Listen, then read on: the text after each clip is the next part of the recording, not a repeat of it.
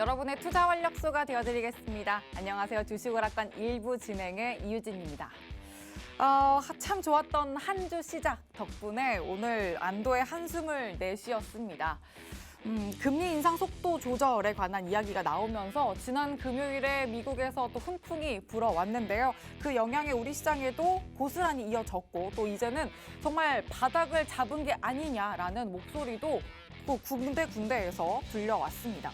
특히나 긍정적으로 바라볼 수 있었던 건 외국인의 순매수세가 그 기조가 지속적으로 이어지고 있다는 점인데 다만 중국의 시진핑 주석이 세 번째 임기를 이어가면서 홍콩 증시가 장중에 7%가량 주저앉기도 했어서 우리 시장에 또 다른 걸림돌이 되는 건 아닌가 하는 우려가 있기는 합니다. 그래도 일단 오늘 코스피는 1% 이상 상승하면서 2236선, 코스닥은 2% 넘게 오르면서 688선 또에 마무리된 데에 조금 더 기쁨을 좀 누려가도록 하고요. 삼성전자는 초반부터 끝까지도 단단한 강세를 이어갔습니다. 또 바이오, 게임, 건설 등 상승하는 섹터도 정말 많았습니다. 이렇게 연준의 금리 인상 속도 조절에 관한 이야기에 우리 시장이 안도감을 내비치고 있는데 이 부분에 대해서 사실 좀 그간 워낙 또 극심한 변동성을 보여왔기 때문에 내일도 이 상승세가 이어질까에 대한 부분은 아직 좀 뚜렷한 확신은 좀 없는 시점입니다. 그래서 오늘 김도훈 전문가님과 지금 오늘 자리까지를 좀 시장을 어떻게 읽어야 좋을지 한번 오늘에 맞는 투자 포인트를 찾아보도록 하겠습니다.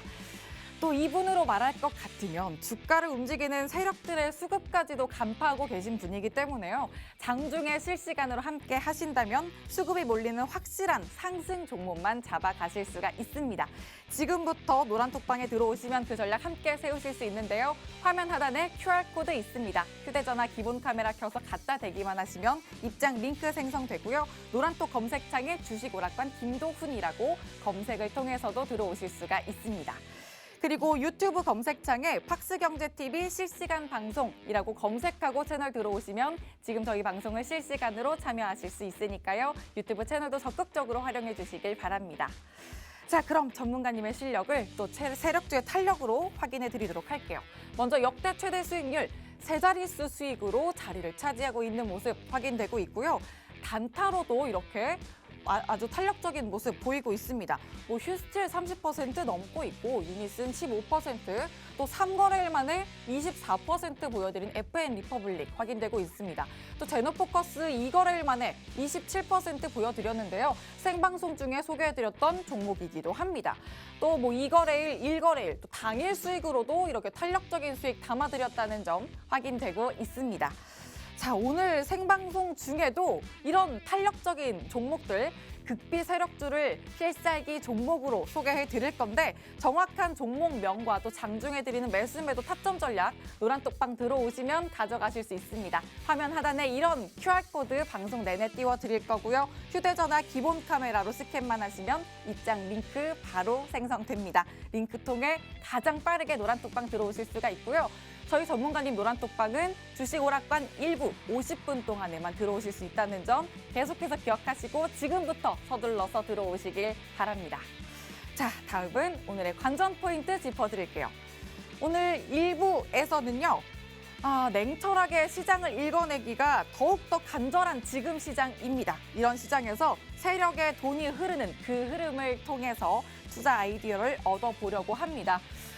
주가를 움직이는 세력들은 과연 어떤 섹터에 또 눈독을 들이고 있을지 지금 당장 주목해야 할 섹터와 또 공략 비법을 또 포인트만 쏙쏙 짚어드리도록 하겠습니다. 그리고 본격적으로 시작된 3분기 실적 시즌인데요. 이 실적 시즌에서 챙길 수 있는 경품들 이제부터 모조리 챙겨봐야겠죠. 그중에서도 제대로 된 어닝 서프라이즈를 맛볼 2차 전지 관련주 이어지는 2부에서 경품과 또 사은품까지 챙겨볼 수 있도록 저희가 낱낱이 분석해드리도록 하겠습니다.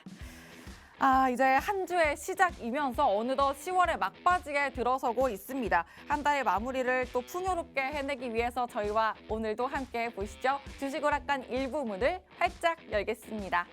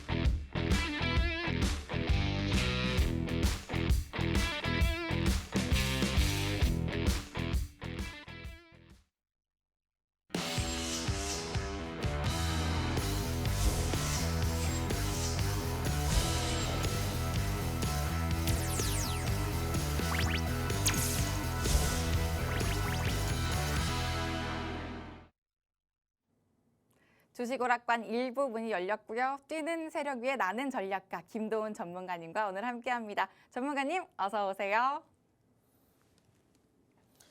예, 반갑습니다. 김도훈 전문가입니다. 제가 지난 주말 동안 운동을 좀 했습니다. 제가 금요일자에 제가 방송에서 제가 요즘 시력이 좀 안 좋아졌어요. 그러다 보니까 이제 제 거 화면 보면서 제가 나 좀 샤프해진 것 같은데 라는 말씀을 제가 이제 생방송 중에 말씀을 드렸는데 시청자 여러분들께서 제 얼굴을 그렇게 적나라하게 찍어주실 줄은 몰랐습니다. 굉장히 막 이상하게 막 다들 찍어주셨더라고요. 그래서 그거 보고 굉장히 충격 먹어서 주말에 제가 헬스를 좀 했거든요. 1년을 끊었습니다.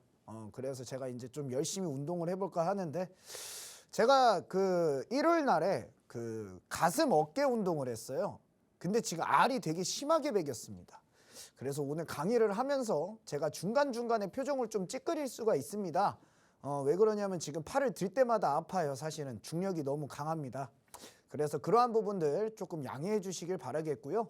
그래서 아파서 오늘 좀 기운이 없으니까 일단 최대한 제가 텐션은 끌어올려서 강의를 하겠지만 조금의 양해를 부탁드린다 말씀을 드리면서 오늘 방송을 시작해볼까 하는데 오늘 시장 자체 분위기는 전반적으로 되게 좋았습니다. 코스피가 1%, 코스닥이 2% 정도 상승을 해주게 되면서 시장 자체가 분위기가 약간 반전되는 모습들이 나와줬단 말이에요. 그래서 이제 지난주 금요일자만 하더라도 이제 채권 관련 문제로 인해서 제가 한번 설명을 드렸었는데 그것과 관련해서 금융위에서 이제 할 수 있는 건 다 하겠다라는 시그널을 내비쳤어요. 약간 연준을 따라했죠.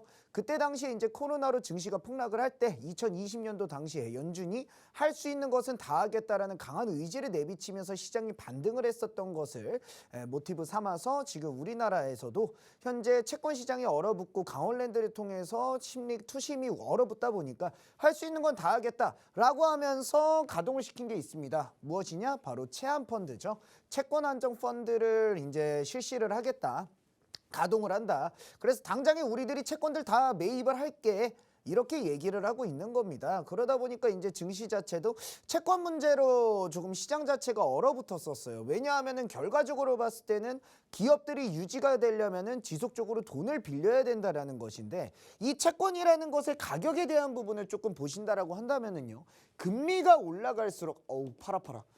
금리가 올라갈수록 채권 가격은 떨어지게 됩니다. 이게 왜 그러냐면은 딱 이렇게 생각을 하시면 돼요. 우리들이 1금융권에서 1, 2%의 저금리 대출이 되다가 2금융권으로 가면 어떻게 됐죠? 8%에서 24% 정도의 고금리 대출이 됩니다. 그죠? 그러다가 3금융권, 사채 이렇게 넘어가게 되면서 점점 더 고금리가 되게 되죠. 즉 이게 무슨 뜻입니까? 신용도가 낮을수록 금리가 올라간다라는 뜻이에요. 그래서 결과적으로 채권의 표면 이율, 즉 금리 자체가 올라가게 된다라고 한다면 그만큼 나는 위험한 회사예요. 그러니까 내가 이자를 더 많이 드릴 테니까 돈을 빌려주세요. 라는 신용 등급이 낮아진다라는 것을 뜻하기 때문에 이 가격적으로 가격이 떨어지게 된다라는 거죠. 왜? 잘 안 팔리니까. 사람들이 결과적으로 채권에 투자하는 이유가 뭡니까? 채권은 안전상품이어서요. 결국엔 내가 돈을 빌려줬을 때 돈을 돌려받아야만 이자가 성립이 되는 거거든요. 그렇기 때문에 이러한 안전한 자산에 투자를 하려는 것인데 안전한 자산에 투자를 하는데 위험에도 좋아라는 게 사실상 어불성설이게 되거든요. 그렇기 때문에 채권은 금리가 올라갈수록 가격이 떨어진다라는 거예요. 그런데 최근에 금리 인상 기조가 지속적으로 이어지게 되면서 회사채 같은 채권들의 금리도 올라갔죠. 그럼 뭡니까? 가격이 빠지게 되겠죠. 결과적으로 봤을 때 채권 가격이 지속적으로 빠지고 있기 때문에 지금 사게 된다라고 했을 때 금리에 대해서 손실을 본다라고 생각을 하시면 돼요. 그래서 이러한 금리는 정말 쉽게 이해할 수 있는 방법이 뭐냐면 만 원에 10%의 금리를 준다라고 했습니다. 그러면은 이거를 계산을 해보게 되면 1,000원을 주는 게 되겠죠.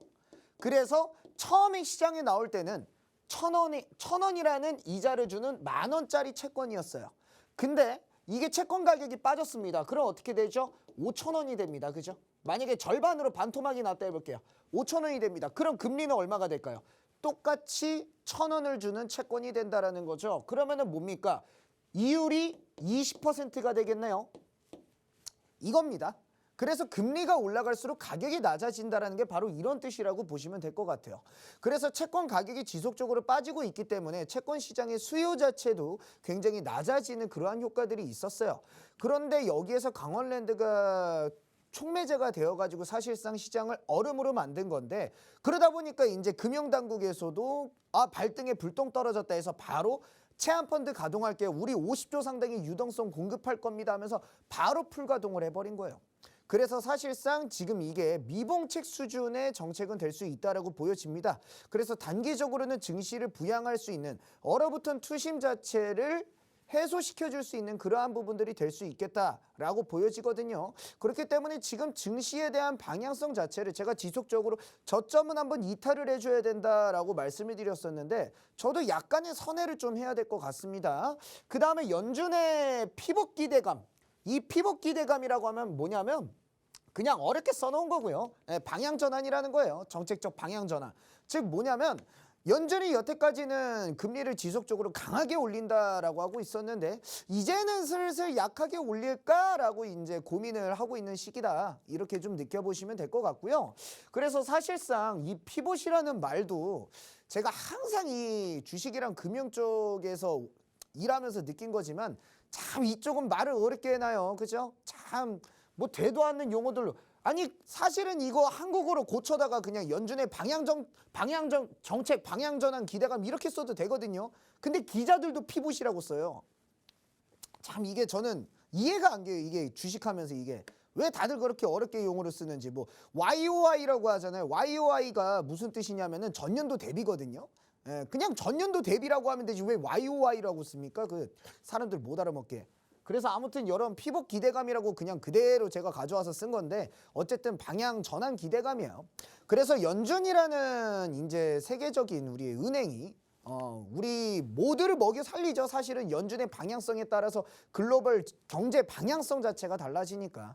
근데 이제 연준이 나는 이제 좀 소프트해질 거야 라는 것에 대한 기대감들이 나오고 있다라는 겁니다. 그래서 증시 자체가 나스닥이고 뭐 S&P고 전반적으로 반등을 해주고 있는데, 중국 증시만 좀 아니에요. 근데 중국은 사실상 저는 증시를 별개로 보는 사람입니다.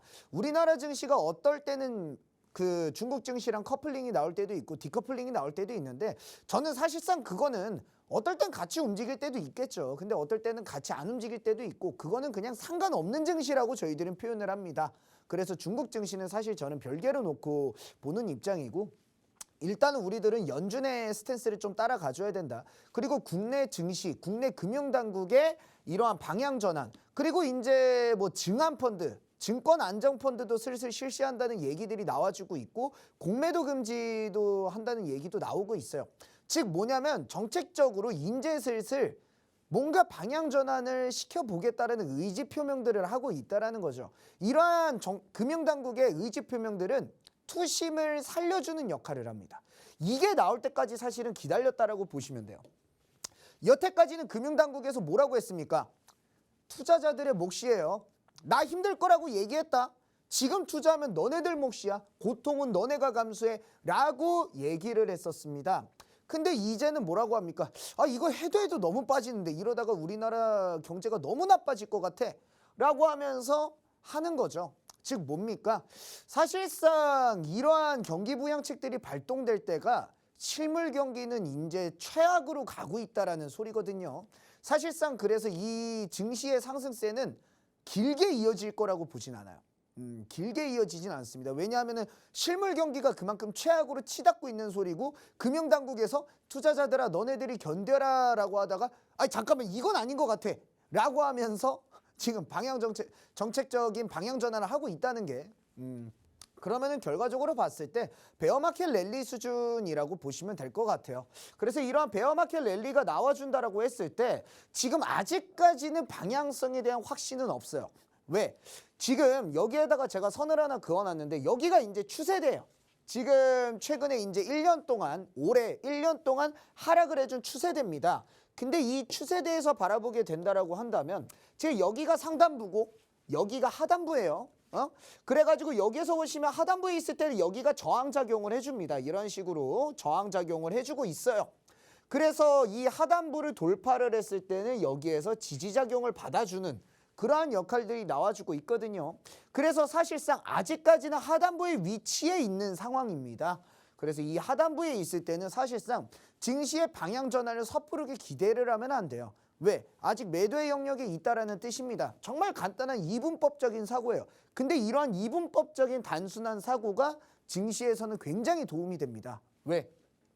결과적으로 봤을 때 여기를 다시 돌파하는 한이 없다라고 한다면은 증시는 완벽하게 상방으로 가지는 않은 거니까요. 그럼 결과적으로 추세가 이어지고 있다라는 것이고, 추세 중에서도 하단의 위치에 있다라는 것은 뭐예요? 언제든지 깨질 수가 있다라는 뜻이기 때문에 지금은 전체적인 방향성, 전체적인 스탠스로 봤을 때는 방향 전환에 대한 기대감은 어느 정도 우리들이 생각을 할 수가 있겠지만, 지금 아직까지는 하락이 멎었다고 보기에는 힘들다라고 볼 수가 있을 것 같습니다. 그래서 아직까지는 제가 지난주에도 말씀드렸지만 섣부르게 무언가 섹터주들을 공략한다라든가 지금이 저점이라고 생각한다라든가 이러한 부분은 아직까지는 조금 너무 이르지 않나 라고 저는 말씀을 드리고요. 지금은 아직은 개별주 대응이 필요한 시점입니다. 뭐 오늘장의 전체적인 상승이 좀 이루어졌어요.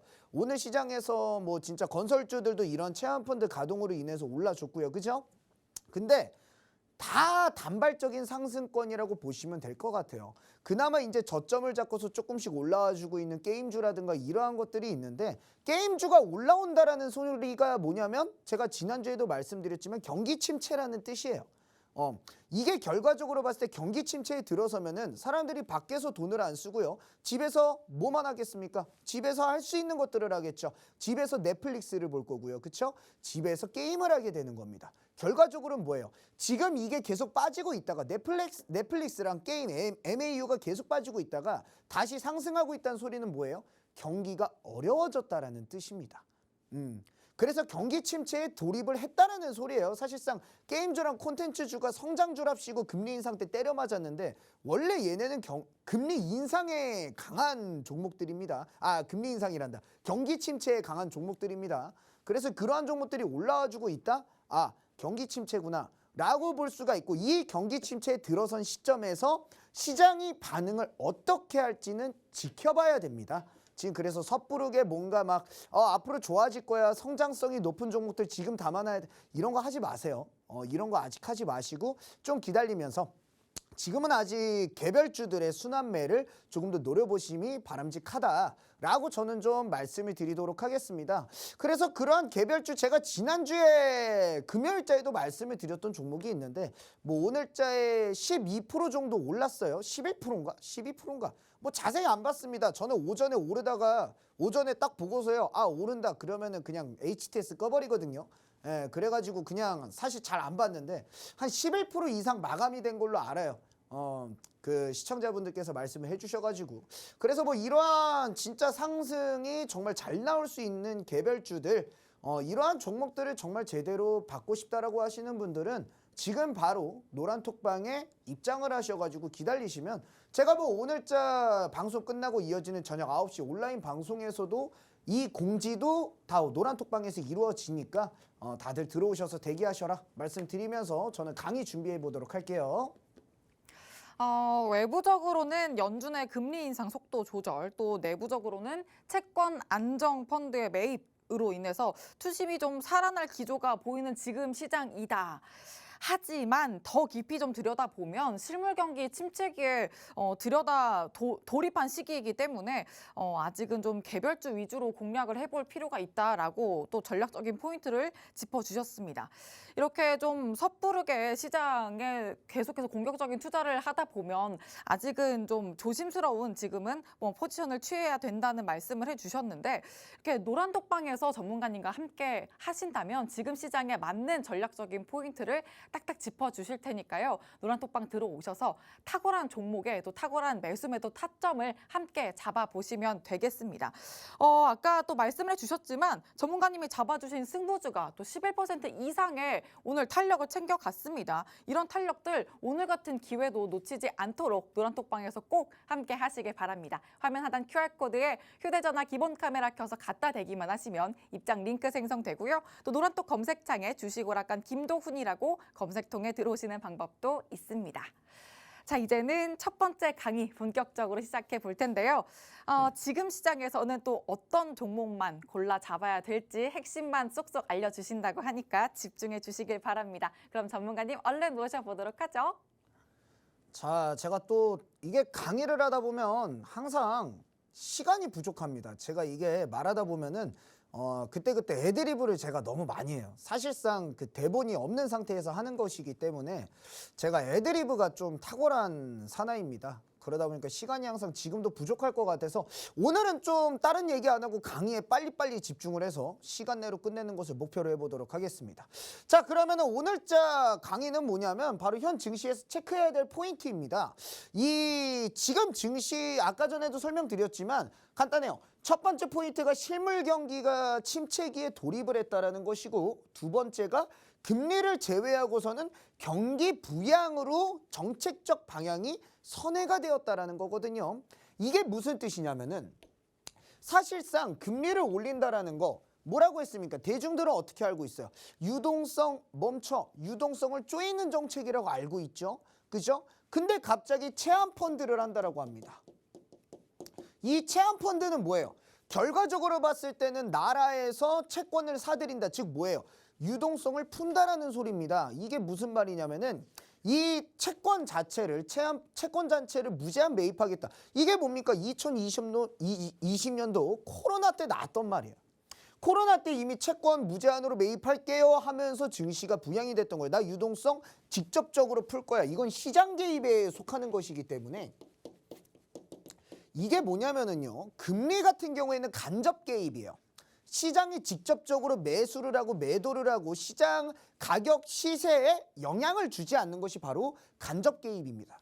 근데 지금 이 체한 펀드, 그 다음에 지금 논의되고 있는 증한 펀드 같은 경우에는 시장 직접 개입이란 말이에요. 그래가지고 이게 강도가 굉장히 높은 정책입니다. 그런데 이런 강도가 높은 정책들을 진행을 하고 금리는 어쩔 수 없는 글로벌 스탠스를 따라가겠다. 라는 것은 뭐냐면은요. 결국엔 금리 차 때문에 일어날 수 있는 외인 자본 유출을 방지를 하면서 지금 경기가 안 좋은 건 안 좋은 거야.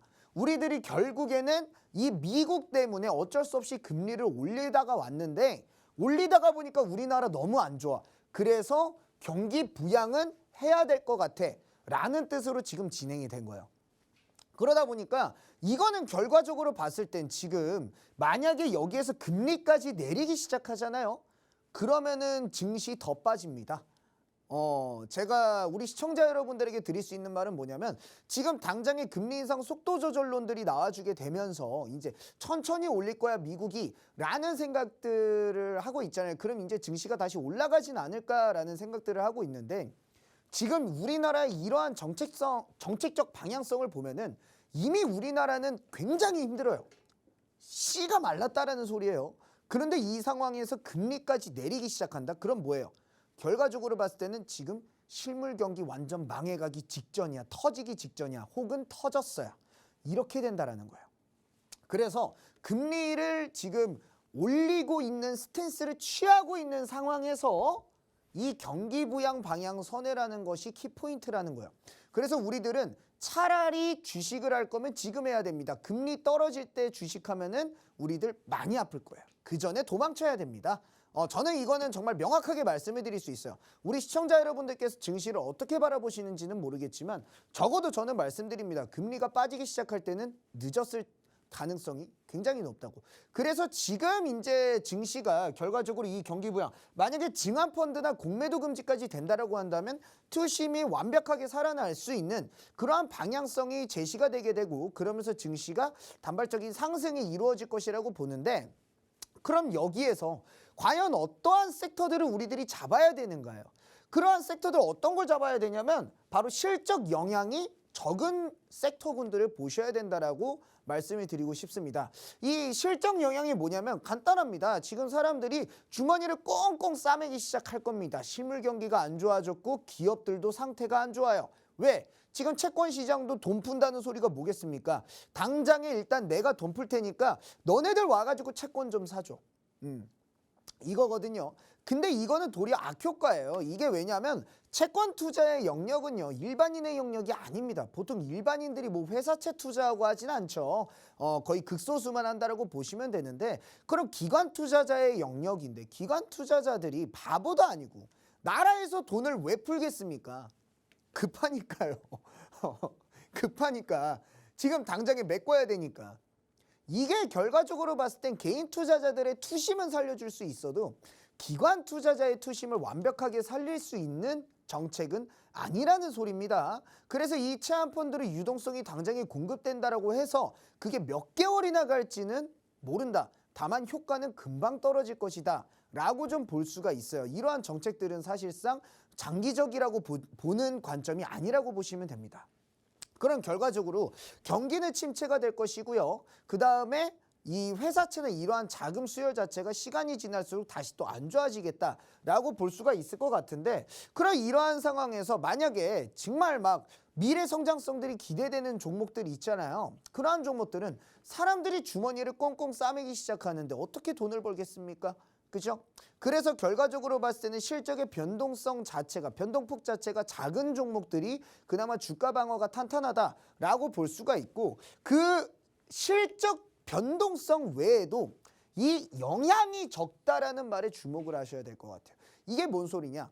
경기가 침체되어도 매출이 그대로 혹은 더 증가하는 그러한 종목군들을 지금은 보셔야 된다는 겁니다. 최근 금리 인상기에는 경기 침체에 관련된 종목들이 못 갔어요. 왜?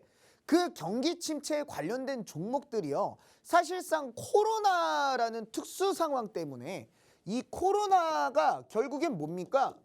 집에 갇혀 있었잖아요. 그죠? 집에 갇혀 있었단 말이에요. 그러면 이게 무슨 뜻이냐면은 경기 침체 때 사람들의 행동이 이 코로나로 인해서 된 거예요. 그런데 돈 푸니까 경기가 살아나는, 유동성이 풀리면서 살아나는 방식을 띠게 되었는데, 그러면서도 사람들이 집에 있으니까 그러니까 어쩌다 보니까 경기 침체 관련주들이 같이 올랐습니다. 근데 지금 바라보게 된다라고 하면 뭐냐면, 사람들이 밖에서는 지갑을 닫을 것이고요, 집 안에서 조금씩 소확행 같은 이러한 자그마한 사치들을 한다라는 것에 저희들은 좀 주목을 해봐야 되고요. 경기 침체에서 그래서 영향이 없는 섹터군들 같은 경우에는 뭐 예를 들어 가지고 게임이라든가 콘텐츠라든가 이러한 소소한 것들, 그 다음에 또 뭐가 있겠습니까? 바로 제약 바이오가 있습니다. 이 제약 바이오를 왜 주목을 해야 된다라고 한다면, 그냥 딱 이렇게 생각을 하시면 돼요. 여러분들이 아파요. 아픕니다, 당장에. 그럼 약 안 사 먹습니까? 그죠? 정말 막 아파요. 어디가 아파? 뼈가 부러졌어요. 병원 안 갑니까? 그 정도로 어렵진 않잖아요. 그쵸? 경기 침체기가 와가지고 정말 내가 막 거지가 된 게 아닌 이상 아프면 병원을 가고 약을 처방을 받습니다. 그죠? 그거예요. 그래서 여러분들께서 이 제약바이오 관련주들은 경기 침체에 특히나 강하다는 사실을 좀 아셔야 됩니다. 더군다나 이 제약바이오 섹터 같은 경우에는 뭐냐면, 최근에 신라젠이 거래 재개가 됐습니다. 지금 이 방송이 끝날 때쯤에는 코오롱 티슈진에 대한 거래 재개도 논의가 되는데, 뭐 그건 어떻게 될지는 모르겠어요. 다만 이 신라젠이라는 종목이 거래 재개가 되면서 지금 바이오 섹터에 대한 투심 자체가 살아나고 있다는 것에 대해서 주목을 좀 해봐야 될 것 같습니다. 사실상 이 제약 바이오 종목들 같은 경우에는 최근에 어마어마하게 빠졌어요. 여기 보시면은 이제 S&P 바이오테크 ETF입니다. 그래가지고 S&P 쪽에서 이 바이오 종목들, 그러니까 미국 바이오 지수라고 보시면 돼요. 근데 여기에서 보시게 되면 이때가 코로나 때입니다. 코로나. 이때가 코로나 때인데, 코로나 때부터 쫙 올랐다가 어떻게 됐어요? 그 유동성을 다 토해냈습니다. 한번 다 토해내서 코로나 때와 똑같은 바닥 지점을 찍었죠. 똑같은 바닥 지점을 찍고 여기에서 반등해줬다가 살짝 옆으로 기고 있는 모습입니다. 근데 이 구간 자체도 뭐냐면은요, 여기 옆이랑 비교해보면 이 구간입니다. 이 구간. 즉 코로나 이전으로 회귀가 완벽하게 됐다라는 소리거든요. 코로나로 인해서 뭐 코로나 관련 치료제나 이러한 것들을 개발했다 손 치더라도 그것을 제외했을 때도 바이오주는 너무나도 과대 낙폭이 이루어졌다라는 거겠죠. 그런데 이 얘네들이 이렇게까지 빠질 이유가 뭐였습니까? 그냥 이거 하나예요. 유동성이 떨어지게 되면서 실물 경제, 화폐 유동성이 떨어지게 되면서 얘네들이 성장주다. 얘들은 미래의 가치를 너무 땡겨왔다. 얘네들은 너무 고평가다라는 게 주된 이유였어요. 실질적인 매출이 나지 않는다라는 것이 그 이유였고요. 근데 다만 그 뜻은 뭐라고 한다라고 한다면 반대로 말하자면은 얘들이 그 폭을 다 뱉어냈어요. 다 뱉어냈으면 결과적으로 봤을 때 뭡니까? 아니 근데 얘네 어쨌든 성장할 겁니다. 얘네 어쨌든 성장할 건데 그 성장성에 대한 부분이 1도 반영이 안 된 주가가 지금이라는 거죠. 그래서 사실상 바이오 섹터는 이 금리 인상기에 들어들게 되면서 너무나도 과도하게 빠진 경향이 있어요. 너무 과하게 빠지면서 얘네들이 이러한 성장성에 대한 부분들이 1도 반영이 되지 않았다. 더군다나 지금 실물 경기가 침체기에 들어가고 있을 때 대표적인 경기 방어주가 바로 제약바이오주거든요. 그러다 보니까 얘네들은 지금 가격적으로 봤을 때 너무나도 메리트가 있는 구간까지 내려왔다라고 볼 수가 있어요. 그래서 저는 이 제약바이오를 사실상 탑섹터라고 보는데 이 제약바이오가 그럼 다 같이 움직이냐? 아니에요. 이 제약바이오는 또 각자의 특성이 있습니다. 내 약은 이거, 내 약은 이거, 내 약은 항암치료제, 내 약은 표적항암제, 뭐 내 약은 뭐 난소암 치료제, 다 약이 달라요. 그래서 각자의 호재로 움직이는 겁니다. 다만 그러한 각자의 호재에 대한 시장 반응이 중요한 거예요. 시장 반응. 그래서 이 바이오 섹터주들이 움직일 때는 언제나 뉴스는 계속 나옵니다. 뭐 임상 3상에서 고무적인 결과, 중간경과 발표, 어디 학회 참여 막 이러면서 내용들은 막 나와요. 근데 시장에서 둔감할 때는 얘들이 못 오르는 거고 시장에서 민감할 때, 시장에서 액션을 취해줄 때는 얘네들이 올라가는 겁니다. 그런데 지금 시장에서는 사실상 얘네들이 올라갈 때가 됐다라고 보는 게 맞겠죠. 가격적인 메리트도 있겠다. 지금 경기 침체기도 왔겠다. 그죠? 아주 현재 구간은 메리트가 있는 구간이라고 보여지고 지금 코스닥 같은 경우에도 바라보시게 되면은 코스닥은 지금 여기가 코로나 저점이고요. 코로나 저점이고 여기에서 바라본다라고 했을 때 아직 여기 구간까지 못 왔죠. 근데 코스닥 차트 한번 보도록 하겠습니다. 코스닥 차트도 지금 코로나 이전 수준까지 왔었죠. 자, 그렇다라는 것은 뭐예요? 지금 인제 제약바이오 관련과 코스닥이 차트가 어느 정도 맞아떨어지는 시점에 들어와 줬다라는 거예요. 과대 낙폭을 했다가 제약바이오는 반등을 해줬고요. 코스닥은 인제 그 구간에 도달을 했습니다. 그런 가격적 균형점이 맞춰진 상태라는 거고요. 가격적 균형점이 맞춰졌을 때는 여기에서 무언가가 어떠한 핀포인트 요소가 하나라고 있다라고 한다면 충분히 시세 탄력을 받으면서 섹터를 이끌어 나갈 수 있는, 시장을 이끌어 나갈 수 있는 파워가 나온다라는 거죠. 그러면은 딱 이렇게 보시면 돼요. 코스닥 지수는 결국엔 뭘로 올라가냐? 바이오로 올라갑니다. 바이오. 최근에 2차 전지주들이 굉장히 많은 선방을 해줬어요. 그죠? 2차 전지주들이 많은 선방을 해줬지만 코스닥 같은 경우는 결과적으로 바이오가 움직여야 증시가 상승이 되고 그러면은 결과적으로 봤을 때 이번에 증안펀드나 이러한 것들이 가동이 된다라고 한다면 바이오 쪽에도 당연히 수급이 들어올 수밖에 없습니다. 그래서 지금은 이 개별주들을 우리들이 뭔가를 공략한다라고 생각할 때 바이오를 저는 노려야 된다라고 보는 건데 지금 2차 전지 말씀하시는 분들이 굉장히 많아요. 2차 전지는 실적도 좋아, 앞으로 성장성도 좋아, 시장이 빠질 때 얘는 안 빠졌어 이렇게 말씀하시는 분들이 있는데 2차 전지거든요. 이게 미국 2차 전지인데 이게 코로나 때 시점입니다. 근데 지금 가격 보세요. 어떻게 돼 있습니까? 안 빠졌어요. 왜? 좋으니까, 실적 받쳐주니까. 자, 그러면은 제가 한번 묻겠습니다. 이 2차 전지주들은 그럼 이게 가격이 반영이 된 거죠. 낙폭이 안 나왔잖아요. 얘들은 시장 최근에 금리 인상기에 남들 다 빠지면서 거품 토해내고 다 토해냈을 때 얘네들은 뭐예요? 유지가 됐다는 소리예요. 그러면은 뭡니까? 얘네들은요. 결과적으로 봤을 때 실적을 땡겨왔잖아요. 얘네들도. 사실상 얘네들 지금 실적 대비해가지고 고평가 상황입니다. 퍼만 따져봤을 때요. 성장성이 무궁무진하다라는 그 플러스 알파의 가치 때문에 얘네들이 살아있는 것이지 얘네들도 지금 성장성을 엄청나게 땡겨왔단 말이에요. 자, 그러면은 얘네들은 지금 위에서 주가가 놀고 있습니다. 그래, 얘네들을 우리들이 사야 될 필요가 뭔데요? 가는 말이 더 달린다고요? 자, 간단한 공식을 하나 말씀드리도록 하겠습니다. 이렇게 올라가 있는 종목군들을 더 올리는 게 시장 상승에 도움이 되는가? 아니면은 시장의 주류를 잃었으나 낙폭이 과대했던 종목들을 다시 원궤도로 올리는 게 시장 상승에 빠를 것인가? 라고 과정을 했을 때는 과대 낙폭이 되어 있는 시장의 주류 섹터를 원궤도로 올리는 게 더욱더 편하다라는 소리예요. 왜? 이렇게 빠져있으면 다 물려 있거든요. 그럼 원궤도에 올라오기 전까지는 매물대가 없습니다. 그러면 이런 과대 낙폭이 되어 있는 섹터들을 다시 원궤도 어느 정도 뭐 진짜 원금까지는 못하더라도 여기 한 절반까지만 올린다 하더라도 시장의 상승을 이끌어 나갈 수가 있다는 거예요. 그래서 결과적으로 지금의 증안펀드라든가 이러한 시장 직접 개입이 진행이 되었을 때 2차 전지가 간다, 막 더 간다 이렇게 바라보시는 것보다는 저가 메리트에 있는 시장의 주류를 잃었던 섹터들을 우리들은 봐줘야 된다. 그래서 그러한 섹터들은 뭐다? 지금 바이오다. 그래서 아무리 좋게 보더라도 베어마켓 랠리인데 시장이 가고 또 가는 상황이라면 지금 2차 전지를 잡으시는 게 맞아요. 근데 2차 전지는 지금 더 잡기에는 시장 자체의 상승이 강하지가 못하다. 그래서 뭘 잡아야 된다? 저가 메리트가 있는 제약바이오 섹터를 노려라 라고 저는 좀 말씀을 드리겠고, 그래서 이 제약바이오 섹터에 있는 개별주들, 이 개별적으로 탄력을 강하게 받을 수 있는 종목군들 중에서 어떠한 종목이 갈 수 있는지는 제가 바로 다음 강의에서 설명을 드리도록 하겠습니다.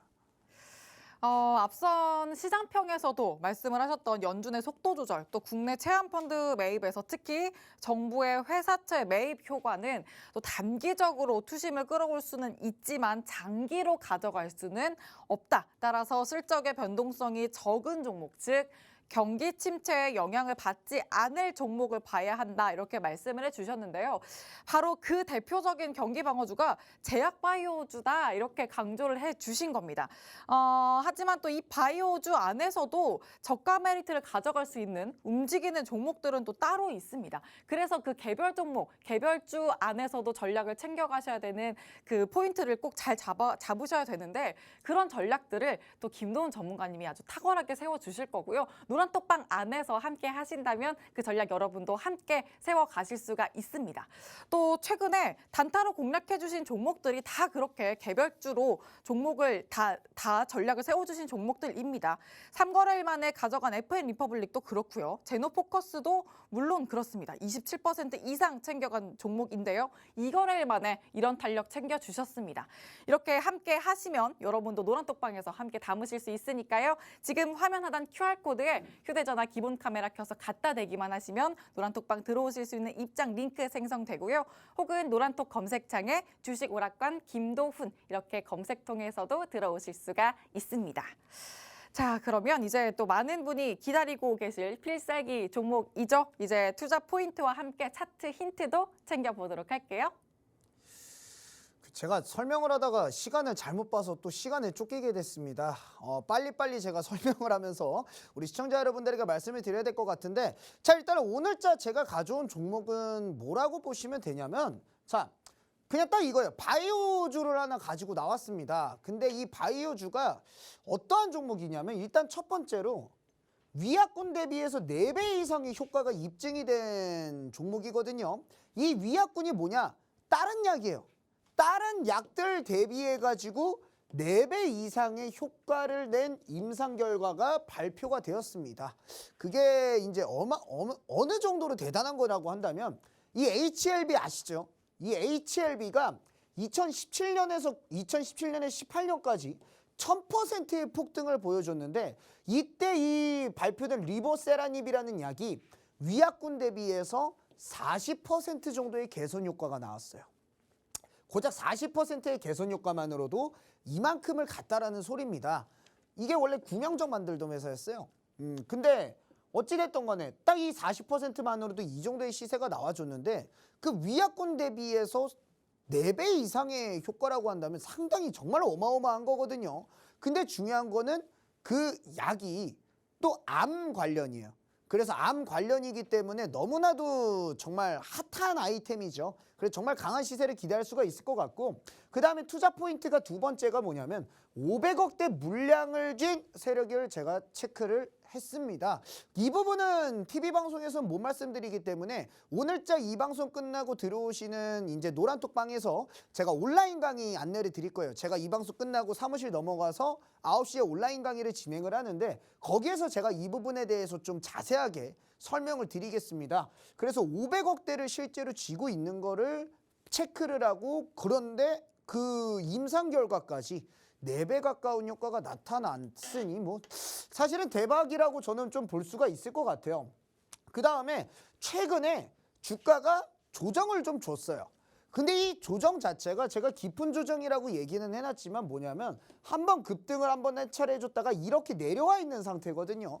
그래서 사실상 어찌 보면 눌림목이다라고도 볼 수가 있고요. 그래서 지금 현재 자리는 저는 정말로 너무나도 메리트가 있고, 그 500억대 물량을 쥐고 있는 세력의 이탈이 확인되지 않은 상태에서 재료 자체가 너무나도 어마어마하기 때문에 이 종목도 굉장히 강한 시세를 하반기에 보여줄 것이라고 저는 보고 있습니다. 그리고 제약바이오 섹터에 대해서 그 투심이 개선되는 부분도 있고요. 그래서 이 종목에 대해서 정말 제대로 알고 싶다 하시는 분들은 지금 바로 노란톡방에 들어오셔가지고 대기해 주시길 바란다 말씀드리면서 저는 빠르게 2강을 시작하도록 하겠습니다. 네, 이제 필살기 종목 예시를 보여드렸는데 오늘은 차트 힌트 없이 투자 포인트 짚어드렸습니다. 계속 강조를 드렸던 저가 메리트가 아주 가득한 제약바이오주 말씀을 드렸는데, 특히 또 바이오주는 하이 리스크 하이 리턴이기 때문에 좀 더 무섭다 이렇게 생각하시는 분들도 간혹 있습니다. 그래서 또 김도훈 전문가님은 이 부분에서도 하이 리스크보다도 하이 리턴 쪽에 탄력적으로 또 포인트만 잡고 챙겨주실 분이니까 전략을 또 가져가시려면 노란톡방 안에서 함께 챙겨보시길 바랍니다. 화면 하단 QR코드에 휴대전화 기본 카메라 켜서 갖다 대기만 하시면 입장 링크 생성되고요. 노란톡 검색창에 주식오락관 김도훈 이렇게 검색통해서도 들어오실 수가 있습니다. 자, 이제 마지막 강의로 이어가 볼 텐데요. 오늘 필살기 종목과 정말 연관이 깊은 마지막 강의니까 더 집중을 해주셔야 합니다. 코스닥 시장에서 정말 바이오를 빼면 시체라고도 할 수 있기 때문에 왜 또 코스닥이 곧 바이오라고 하는지 또 한번 더 자세히 한번 들어보도록 할게요. 자, 그럼 바로 2강인데, 자, 지금 강의해드릴 내용은 뭐냐면 코스닥은 왜 바이오인가에 대해서 좀 설명을 드릴 겁니다. 자, 코스닥이 바이오인 이유 뭔가요? 바로 실적이 없어서입니다. 이게 무슨 말이냐? 간단하게 예시를 제가 좀 보여드릴게요. 어떠한 예시냐? 박셀바이오인데 이 박셀바이오가 20년도쯤에 3000% 폭등을 했습니다. 그래서 시총이 5조 원까지 갔었어요. 5조. 네, 5조 5억 개 할 때 그 5조. 자, 근데 이 박셀바이오의 재무제표를 한번 뜯어볼게요. 어떻게 돼 있습니까? 매출은 없고 적자만 찍히고 있죠. 왜 그렇습니까? 연구개발 중이어서요. 실적을 찍을 수가 없거든요. 자, 그러면은 이러한 회사, 비슷한 회사 제가 하나 알려드릴게요. 어떤 회사냐면은, 자, 한번 볼게요. 매출액은 조금씩 찍히거든요. 근데 만년 적자예요. 적자가 어마어마합니다. 이 회사는 누굴까요? 바로 HLB입니다. 이 바이오 섹터들이 그래가지고 실적이 나오지가 않아요. 근데 이게 왜 코스닥이고 바이오인 이유냐라고 물으신다라고 한다면 실적이 없기 때문에 장외에서 싸게 사올 수가 있다라는 거예요. 이게 연구 개발을 하다 보면은 돈이 필요한데 돈이 없는 학자분들이 많습니다. 그럼 그러한 분들이 연구 성과물을 들고서 여기에서 이제 기업을 팔아요. 싼 값에 팝니다. 우리들 급여라도 주시고 연구만 계속할게 해주세요 라고 하면서 파는데, 그것들을 M&A 업자들이 사와가지고 정말 싼 가격에 사와서 이런 코스닥 상장 기업에다가 붙이는 거예요. 그러면은 이거 가지고 막 몇백억, 몇천억, 몇 조 원 날려버리는 겁니다. 그래서 사실상 코스닥이 바이오인 이유는 딱 한 가지. 싸게 사서 가치를 못 매기니 내가 알아서 가치를 측정해서 비싸게 팔 수 있기 때문이에요. 자, 그러면은 2차 전지 관련주들은 왜 안 되냐? 걔들은 실적이 나오잖아요. 그죠? 그렇기 때문에 2차 전지보다는 결과적으로 봤을 때는 바이오가 코스닥이다. 이렇게 좀 제가 볼 수가 있다라고 말씀을 드릴 수가 있을 것 같아요. 그래서 지금 이 바이오 섹터들 제가 좀 한번 여기에 글 써놓은 걸 보면은 싸게 사서 비싸게 평가할 수 있는 유일한 섹터라고 제가 써놨습니다. 이게 뭔 말이냐? 말 그대로 진짜 이 박셀바이오는 매출 하나 없고 영업이익 하나 없죠. 근데 5조 원이에요. 왜? 추상적이니까. 얘네들은 가치가 되게 추상적입니다. 뭐냐면 그나마 2차 전지는 지금 당장에 실적이라도 어느 정도 찍히니까 앞으로 이만큼 성장할 거예요. 이만큼 성장할 거예요. 예상이라도 컨센서스라도 나옵니다. 근데 제약바이오는 뭐예요? 아무것도 없어요. 그냥 이거 약 치료제 개발되면 몇 조 원 벌 수도 있어 라는 막연한 기대감. 그 기대감이 주가를 작업하기엔 최고라는 거죠. 이겁니다. 그래서 사실상 코스닥은 M&A 업자들, 주가를 작업하는 사람들이 굉장히 많고 그러한 사람들이 매개체로 하기엔 뭐예요? 비싼 2차 전지 관련 장외 기업을 사가지고 자기들한테 붙여서 하는 게 이득이 많이 남을까요? 아니면은 조그마한 바이오 회사 연구하는 거 있으면은 그거 하나 사와가지고 이거 뭐 암 치료제야, 이거 성공만 하면 몇 조 원 벌 수 있어 라고 얘기하면서 주가를 올리는 게 더 좋을까요? 당연히 후자겠죠. 그렇기 때문에 바이오주들이 간다라는 소리입니다. 뭐 최근에도 사실상 사료 기업에서 하나 탈바꿈한 기업이 있었죠. 뭐 이 기업이 뭐 그랬다는 거 아니에요. 근데 이 기업도 까나리아 바이오가 됐어요. 바이오잖아요. 그죠? 그래서 2000% 폭등을 합니다. 이 기업도. 그래서 이 기업도 원래 사료 만들던 회사였잖아요. 그죠? 자, 그래서 결과적으로 봤을 땐 뭐냐면 우리 시청자 여러분들께서 정말 제대로 된 수익을 가져가고 싶다. 지금 시장 경기 침체기로 들어가고 있는데 내가 어떠한 종목을 찍어야 될지 모르겠다라고 한다면 지금 너무나도 좋은 상황이라는 거예요. 저가 메리트에 시장 수급도 만약에 증안펀드 등이 들어오게 된다면 시장 수급도 들어올 수가 있고 더군다나 바이오에 대한 전체적인 투심 개선까지. 그런데 거기에서 정말 제대로 된 세력이 들고 있는 바이오 섹터를 노려보셔라 라고 저는 설명을 드리는 거고요. 그래서 그러한 종목을 받고 싶다라고 하시는 분들은 지금 바로 노란 톡방에 들어오셔서 대기하셔라 말씀을 드리면서 오늘 방송 여기에서 마치도록 하겠습니다. 네, 오늘도 강의 마지막까지 준비를 해주셨는데요. 일단 실물 경기 침체라고도 계속해서 지금 시장 이야기를 해주셨는데 이런 실물 경기 침체기에 돌입한 지금 시장에 영향을 받지 않을 섹터가 바로 제약바이오 섹터다라고 강조를 해주셨습니다. 하지만 여기에서도 이 저가 메리트를 챙겨갈 수 있는 이 바이오 섹터 안에서 움직일 수 있는 종목이 오늘 준비해 주신 필살기 종목이다라고 말씀드릴 수가 있겠습니다.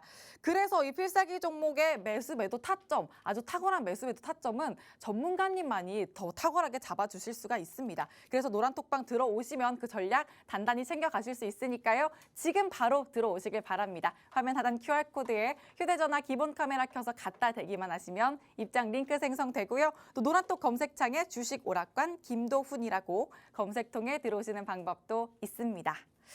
자, 그럼 주식 오락관 1부는 여기서 마치겠습니다. 계속되는 2부에서도 함께해 주시길 바랍니다. 지금까지 드린 정보는 종목의 등락을 보장하지 않는다는 점 꼭 유의해 주시길 바라고요.